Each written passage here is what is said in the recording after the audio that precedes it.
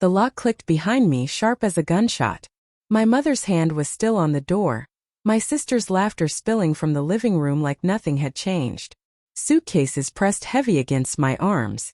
I was her daughter, and yet I was standing outside like a stranger asking for shelter. My name is Laura Wilson. I'm 41, a bookkeeper in Atlanta. 10 years ago my husband left. We had no children. Since then I've lived alone in a rented room, working steady hours, paying every bill on time. I thought family was my safety net, the one place I could fall. I was wrong. Last night the call came from work. They cut the bonus. Without it I couldn't cover rent. All I wanted was 2 months. A roof. Meals. A kitchen, conversation. I thought my mother would understand, my sister would stand by me. Families are supposed to do that. But in the morning the phone rang again. My mother's voice was no longer hers. Cold, distant. You know, Laura, guests don't live here for free. I froze, the phone tight against my ear. Silence stretched too long. Then her sigh and the words I hated. Come over. We'll talk. I packed quickly. I didn't fold clothes into neat piles. I didn't sort makeup. I only checked the blue folder twice. Passport. Insurance card. Tax papers. Work contract. Everything fragile. Everything that kept my life together. I slipped the apartment key into an envelope for the landlady and left the room echoing with detergent and cheap coffee. By evening I reached their house in the suburbs. Lights burned in the windows. The same plastic flower wreath still hung on the porch, dusty from 5 years ago. I carried the suitcases up the steps. My mother opened the door. Her eyes were tired, her face set hard. She looked at the bags, then at me. You don't pay $1,200 anymore? Then we have no space. Her voice cut like paper. My sister stepped out, her phone glowing in her hand. She smirked. This isn't a shelter. I stood in the hallway, gripping the handles tight. The carpet under my shoes was stained, darker in spots. The air smelled of fried meat and sweet cream. A stranger's house. My childhood gone. I looked down at that same carpet. When we were 7, we drew on it with chalk. My mother brought cookies and the house smelled of milk. Tonight it smelled of food cooked without me. My mother turned to the sink, folding the same towel over and over. Then she brushed an invisible crumb from the counter. Anything not to meet my eyes. My sister dropped onto the couch, laughing at her screen, the ring on her finger catching the lamp. I stood still, cold spreading inside me. Every sound was sharp. The wall clock ticked against my skull. I knew I didn't belong here. Not for money. Not for love. I walked out. The air was cold, sharp. Suitcases dragged my hands down. Cars sped past, lights flashing across the asphalt. I held the blue folder against my chest. Inside was my life, stacked and thin. In 7 days that folder would vanish. With it would go my job, my safety net, and something I never thought my own family would touch. I still don't know whose hands touched it first. My mother's, my sister's, or someone I never saw waiting outside. The night after my mother closed the door, I slept in my car. Suitcases in the trunk, the blue folder under my coat. I told myself it was only for 1 night. Maybe 2. The seatbelt pressed hard against my back, the cold creeping through. Families are supposed to stand by you. Mine shut me out. At dawn I drove to work, sipping coffee from a paper cup. Mascara blurred under my eyes when I caught the mirror. My manager said softly, "Laura, you look tired." I nodded, lips tight. I didn't explain. They cut my bonus. They wouldn't cut my dignity. I whispered those words like a shield only I could hear. That night, when I reached for the folder, I froze. The seat beside me was empty. My chest locked tight. I tore through the car, the trunk under the floor mat between the bags. My pulse hammered. For one sick moment I thought it was gone. Then I saw it wedged under my coat. Relief came so fast it made me dizzy. But so did suspicion. I never put it there. Someone had moved my things. Someone knew. I locked the doors and checked the handle twice. My hands trembled on the wheel. That night I stopped whispering prayers. I started writing lists instead. Rent due. Insurance dates. Court papers from my father's estate. The last piece of him I still had. All of it inside the folder. All of it keeping me alive. I didn't know then those lists would become my plan. Later I drove past my mother's house just to look. Curtains drawn. Porch light on. Her car in the driveway, my sister's shiny sedan beside it. I sat across the street, hidden by the dark. In memory, the house smelled like cookies and milk. Tonight in my chest it smelled like ash. I thought about calling someone. But who? My family locked me out. My friends stopped asking years ago. My phone buzzed in my lap. An unknown number. 4 words glowed on the screen. Take better care of your blue folder. My throat closed. No name, no voice, just the words. My palms went wet, the phone slipping. My hand shook so hard I almost dropped the folder. My throat burned. I couldn't breathe. I clutched it tight against my chest. Thin as paper. Heavy as stone. 6 days until it vanished. I didn't know then who wanted it more. My mother, my sister, or the stranger already holding my number. I woke before sunrise, fingers locked around the folder. My arms ached from clutching it all night. My car windows fog, breath clouding the glass. I wiped a circle clear and saw the empty street. No one there. But I still felt watched. I pulled the folder closer. Thin cardboard, sharp edges. It smelled faintly of paper and dust like my father's desk. That smell once meant safety. Now it meant fear. At work, numbers blurred on spreadsheets. My eyes stung. I kept touching my bag, checking the folder inside. My manager walked by, perfume too sweet. "Laura, you need rest," she said gently. I forced a smile. Rest wasn't possible. I was counting days instead. 5 left. At lunch I went to the bank. Asked for my account history. The clerk frowned at the screen. "There was a request last week," she said. "Verification of your identity. Same last name. Different signature." My stomach dropped. My knees weakened. I gripped the counter.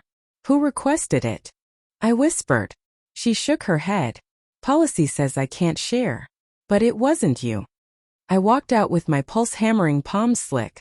Inside that folder were my passport, health insurance, tax papers, social security card, my car title, and my father's estate documents. Proof of who I am. Proof of what's mine. If it vanished, my life collapsed. I thought of calling someone. But who? My family locked me out. My friends stopped asking years ago. At a gas station I bought a cheap notebook and pen. On the first page I wrote, "Who wants the folder?" On the second, "What's inside?"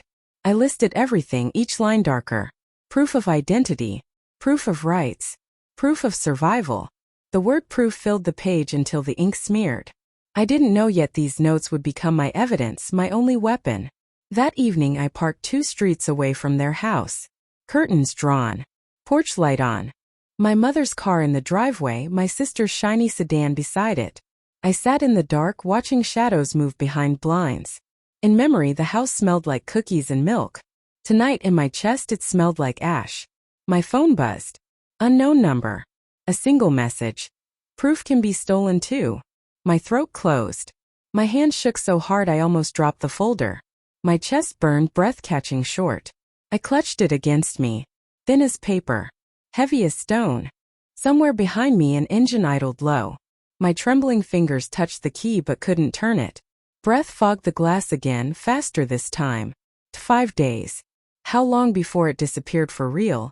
And who would take it first? The next morning I woke with my notebook lines still echoing. Proof of identity. Proof of rights. Proof of survival. My only weapon. My fingers ached from gripping the pen all night. The folder sat on the passenger seat. I checked it twice before turning the key. 4 days left. At work, numbers swam. I typed, erased, typed again. My manager stopped at my desk. "Laura, you should go home early." I whispered. "I have no home." I whispered it so low I hoped she wouldn't hear. But part of me wanted someone to. She turned away with that awkward pity look. Pity cuts deeper than anger.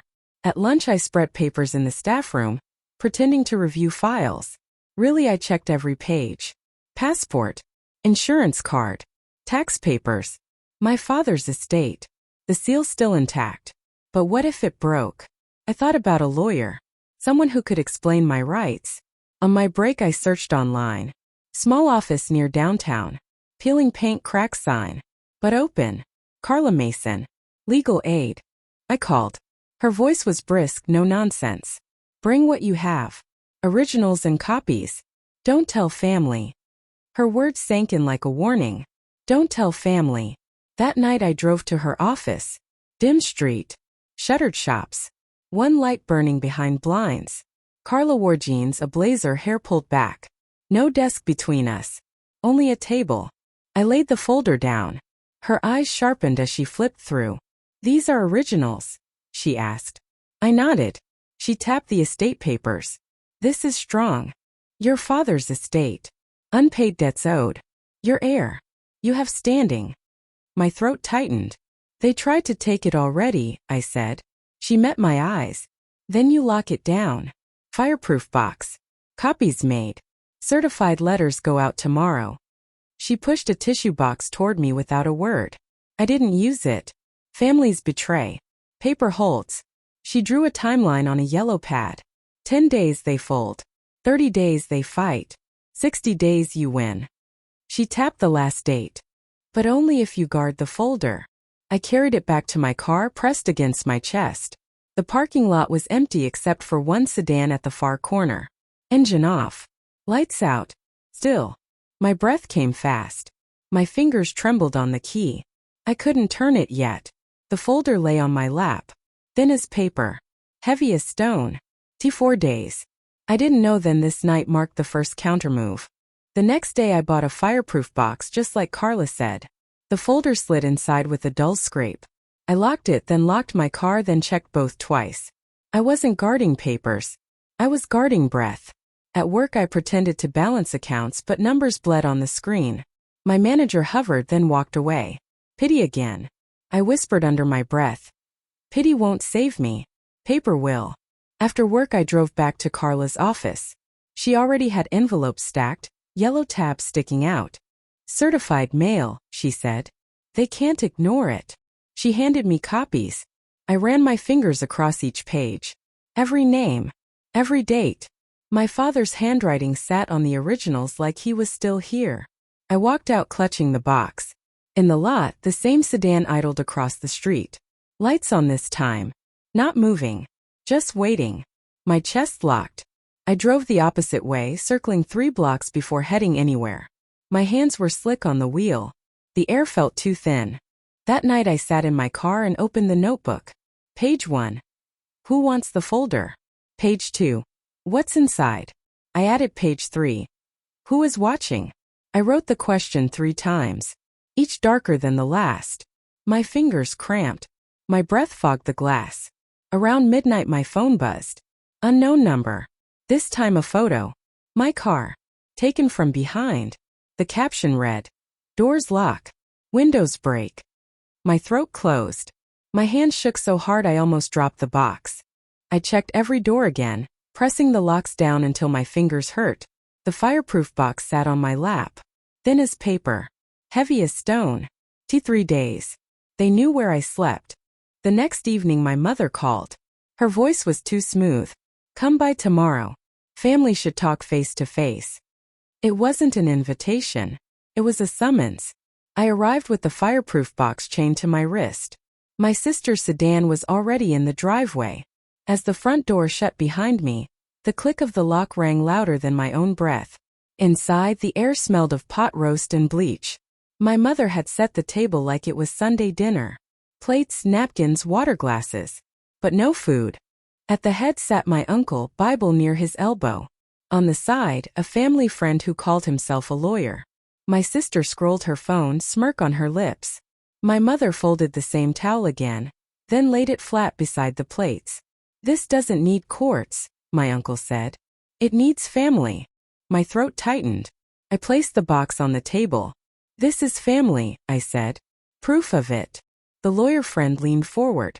Laura, if you let this go quietly, we can arrange a settlement. His papers had my name misspelled. Wrong middle initial. Wrong address. I pushed them back across the table. Carla's warning echoed in my head. Don't tell family. Guard the originals. I unlocked the box just enough to show one paper. My father's estate seal glared under the light. Their faces shifted. My sister looked away. My mother's hands tightened on the towel until her knuckles whitened. I stood. No more quiet. Certified letters already left. Their voices rose at once. Anger, pleading, denial. But I realized then I wasn't begging anymore. I was naming my price. I shut the box, clicked the lock, and walked out. The hallway smelled of roast gone cold. That night, back in my car, I found an envelope wedged under the wiper. White. Unmarked. Inside was a single check. Blank. Signed but no amount. A note scribbled fast. End this now. The ink smeared across my fingers. My hands shook, cold sweat breaking along my neck. For one flicker I almost felt rage burn hotter than fear. The fireproof box pressed heavy on my lap. Thin as paper. Heavy as stone. The 2 days. They thought money could erase blood. They hadn't seen what I'd prepared for the final day. The final morning I carried the fireproof box into Carla's office. My hands shook but not from fear. She had papers ready, certified, stamped, witnessed. Copies filed at court. Originals locked back inside the box. My father's seal glared up at me one last time. Today ends it, Carla said. Her tone was calm. Steady. They can't touch you now. I drove straight to my mother's house. The same porch wreath hung limp in the sun. I walked in without knocking. My mother stood at the sink, folding the same towel again. My sister sat on the couch, scrolling her phone, the glow on her face sharp as glass. I set the box on the table. The lock clicked open. The folder slid out. My hands didn't tremble. This is what you tried to steal, I said. Passport. Insurance. Taxes. My father's estate. Proof of who I am. Proof of what's mine. My mother's lips parted, but no words came. She reached for the towel, folding it once more. My sister lowered her phone, eyes narrowing. I laid the final page on the table, a police report. Signed, stamped. Witnesses named. Certified letters logged. Carla's signature at the bottom. Silence filled the room. The clock ticked loud against the wall. You wanted settlement, I said. This is settlement. Law. Not family favors. Not blank checks. I slid the folder back inside the box, closed the lid, and snapped the lock. The sound echoed harder than any door slam. My mother brushed the salt shaker across the table, as if to cover the report still sitting there. A tiny gesture. A final dodge. My sister's ring clinked against her phone. Both small noises. Both louder than their silence. I stood box in hand. My chest felt lighter. Threats fade. Paper stays. The watch keeps time. I keep mine. I walked out into the daylight. The air was sharp and clean. For the first time I didn't feel hunted. I felt whole. The zero. The folder didn't vanish. The lies did. If this story stirred something in you, anger, relief, or that quiet sense of justice, share it in the comments. Your words keep these stories alive. New stories come out every day. Leave a comment, it helps the channel grow. Thank you. Subscribe for more.